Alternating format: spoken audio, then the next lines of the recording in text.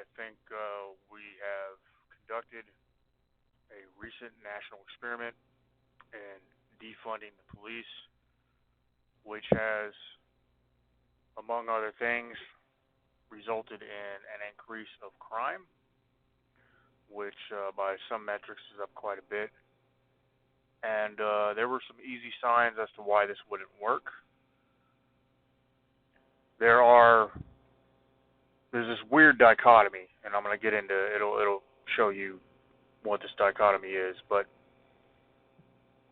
as an example, from 2017, and I only know this because I watched a documentary about Flint, Michigan on Netflix, where they only had so many officers in this widely crime-rated and poverty-inflicted area.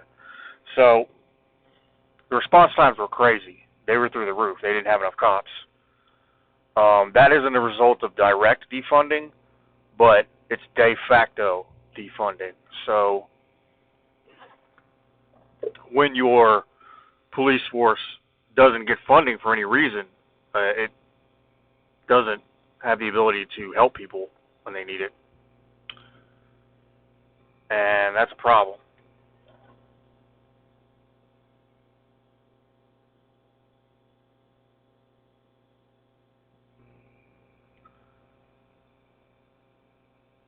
So in this case, Flint was pretty terrible back in 2017.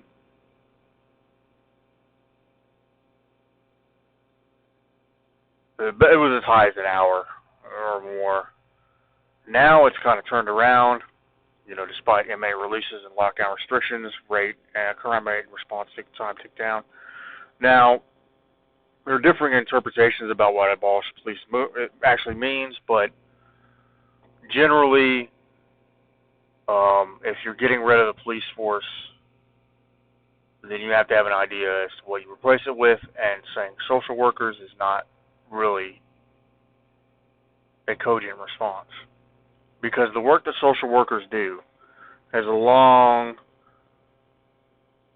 time between when it's implemented and when it actually pays off. They're there to deal with the poverty and deprivation and mental illness way at the beginning, rather than showing up and breaking apart domestic violence disturbances, preventing the schizophrenic guy from stabbing someone, preventing the meth head who's talking to the air from harming himself or others. That's when someone other than a social worker has to step in. So, in our case, and the cops don't like this, they don't like to be this, that's what they are. The mental health services in the United States were defunded in the 80s. Involuntary commitment has become increasingly more difficult. These are long-standing issues that also would have to be dealt with on top of what we're talking about with changing policing. I don't think that defunding, which is taking away police money and giving it to social work, is a solution. I think you probably want your cops to have more training so they're not killing people. You want a better vetting process for officers, better testing. You want a police force that's probably not doing quotas. You probably want less influence from police unions, which is not a popular thing to say among certain sectors of the American political spectrum. You want a database of corrupt officers that can follow them. And you definitely want as much community involvement as possible. You want body cameras that can't be deactivated. You might want less militarization. But all of these things can be accomplished without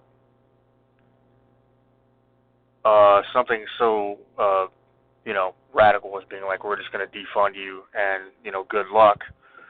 If you look at Camden, New Jersey, that's an example where they laid off the cops, but they still have a huge crime rate.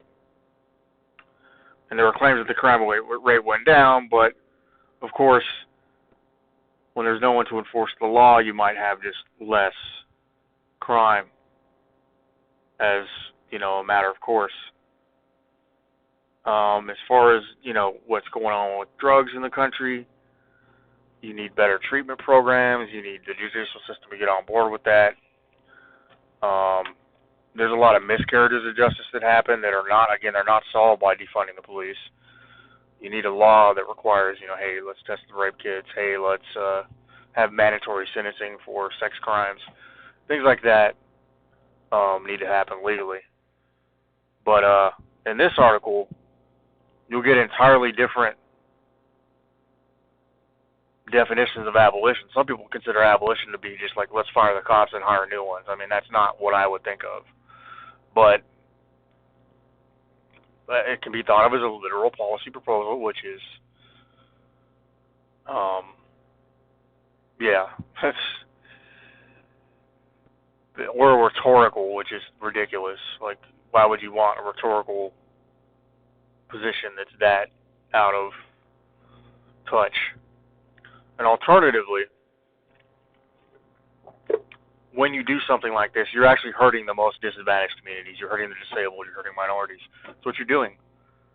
Because they're going to be the people that are victimized the most. Because no matter the way you look at it, and this is regardless of anyone's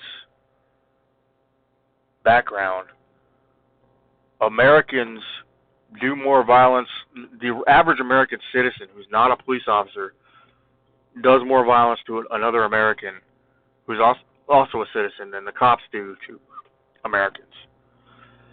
If you count all the assaults, rapes, burglaries, all that stuff.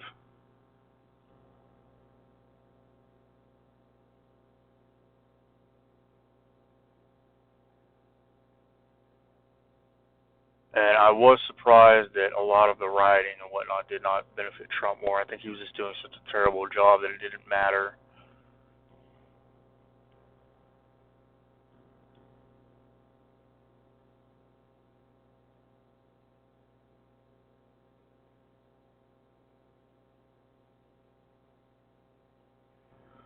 So, community care networks and justice structures rooted in restoration rather than punishment. Okay, that sounds nice.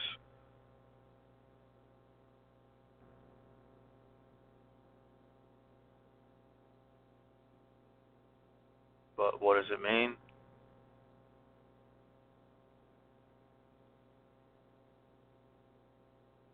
Decarceration, that's getting people out of jail, which probably is something also that needs to happen. There's a massive problem in the country when you have more people under correctional supervision, whether it be probation or anything else, than were in the gulag. That's just not correct. But those ideas, it's not as simple as getting rid of the police in that case, because that's coming directly from the legislatures across the country, which wanted mandatory minimum sentencing, which wanted more criminalization of drugs, not less, and it just kind of goes from there. And the drug war has really corrupted and destroyed police departments. If you look at like the Rampart scandal, if you need some terrible, crazy type example, yeah, I mean that's it. That would be one.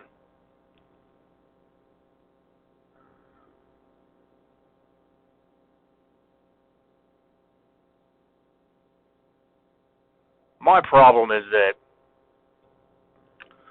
so a lot of times you have this discussion and it'll be like, oh, it'll be members from the community, which, then I'm like, okay, so we're not going to have the cops, but we're going to have a militia, which would be a problem. So if you look at, and you could look at situations like that where it's definitely a deeper issue.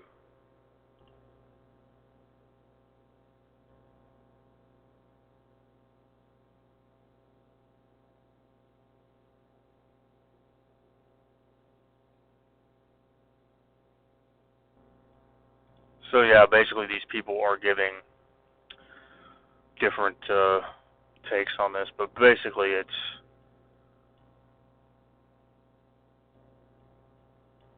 changing how policing is done, which would of course require a grand amount of social restructuring, which I don't think is great.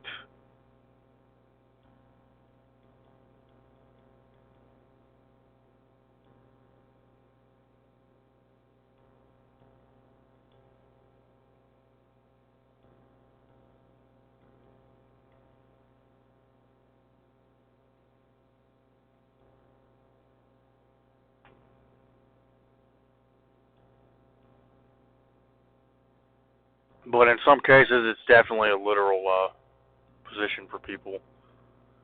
But I have, you know, kind of general issues with that being a position because I think it's valuable to have law enforcement of some type. There's talks of doing community-based policing and everything else, but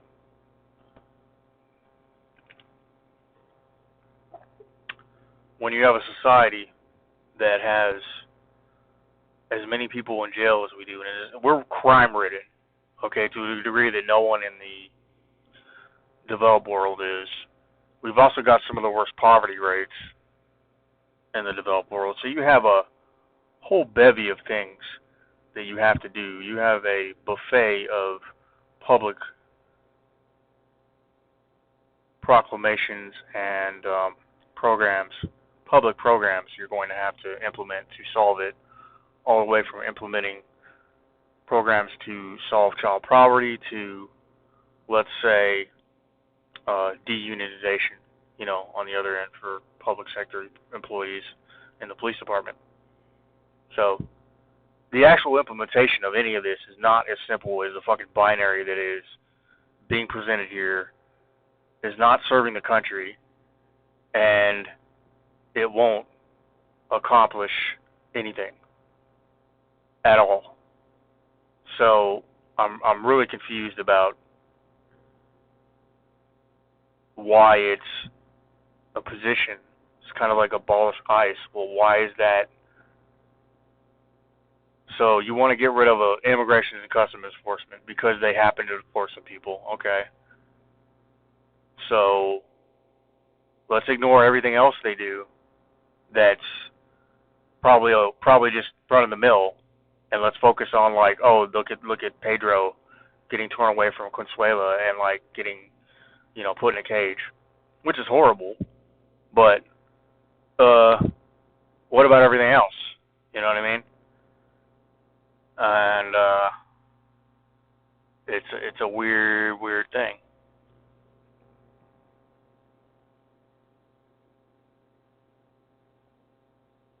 Because I was surprised when Chauvin was convicted. I mean, there have been some instances of that happening recently,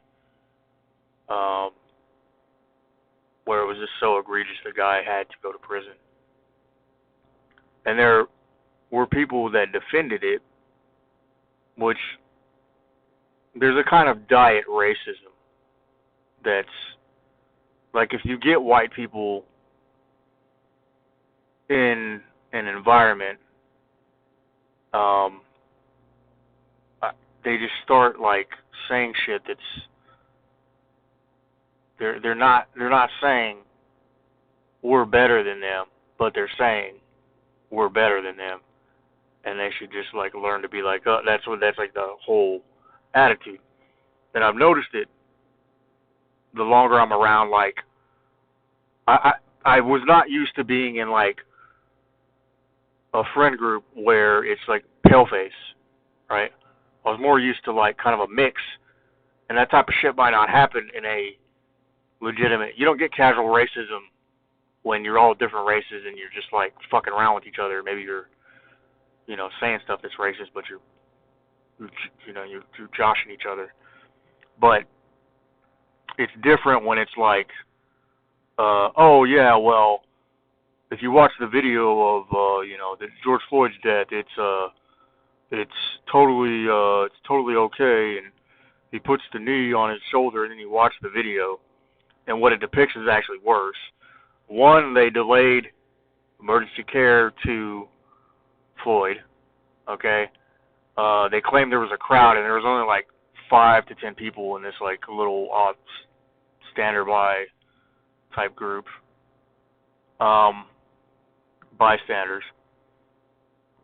And when you look at what happens from the 2 body cam videos that are publicly available online, he puts his knee on his fucking neck, okay? And then, eventually when the ambulance comes, and this might be where the conservatives are getting this idea, eventually when the ambulance comes, he moves his knee further down his traps because I think he knows that he's about to be found out. And he knew the guy. Chauvin knew Floyd. And there's these, implications that he was on fentanyl and he had COVID. There were like excuses all day long about why the guy had, blah, blah, blah. But yeah, then it becomes a question of how you want your law enforcement to operate, right? Not necessarily even like, let's get rid of them, but how do we have them interact with the community in a manner in which this does not happen? I think that's a good discussion. But the whole abolition thing, it's like, to a normal person, that just sounds like some anarchist stupidity.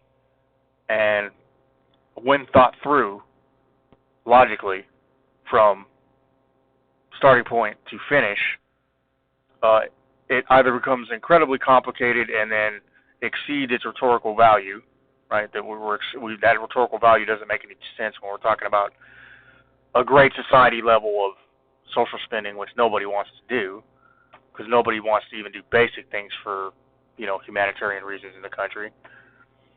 Not only that, but there's no thinking from what that might actually do if we just did it, okay?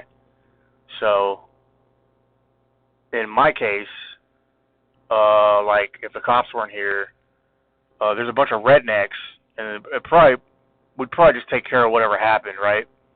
But I would bet there would be a massive infestation of pale-faced meth heads who, like, commonly chitter their way down the road like the walking insects they are, and, like, have arguments with, like, ethereal beings that only they can see in public. So, I have a feeling that would be a negative, right? And I live in kind of a borderline low-income, like, kind of ghetto, kind of not area. So, yeah.